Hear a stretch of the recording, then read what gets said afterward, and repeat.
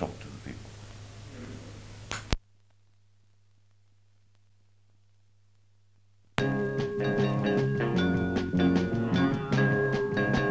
October 1970, and for the first time Australia sees the giant 747s, clipper ships of the future.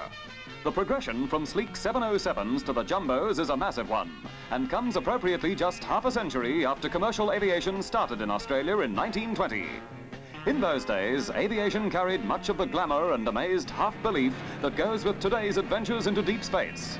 The unforgettable SMITHY and his Southern Cross kick the pioneer Australian industry into the 30s, when aircraft like the three-engine Stinson win the confidence of early air travellers.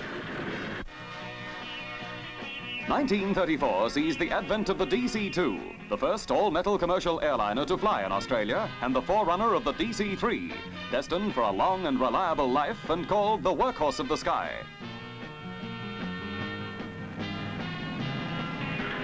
In the mid-1930s, Qantas uses the DH-86 to fly the Empire air route between Sydney and Singapore, and soon after, the flying boats expand the link with a service between Australia and the United Kingdom.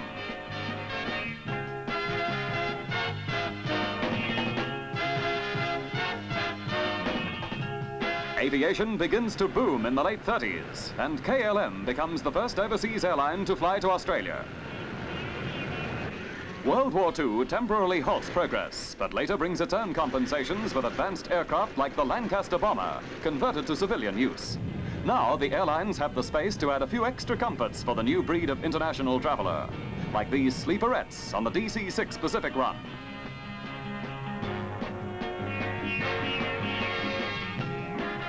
Sleek and swift, the Constellation is chosen to carry the Qantas flag in 1947 when the Australian airline cuts its direct ties with BOAZ.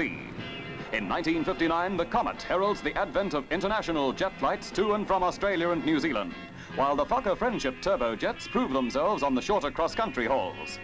The 1960s see interstate air travel taken over by the fan jets, Boeing's 727s.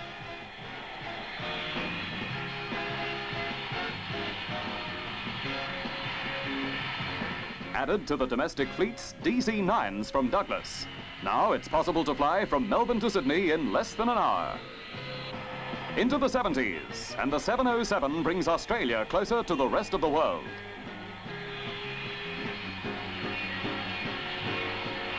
But with the advent of the jumbos, the 707 may be the last of their line. Now we have the big ones, the massive people movers that bring a new era to aviation.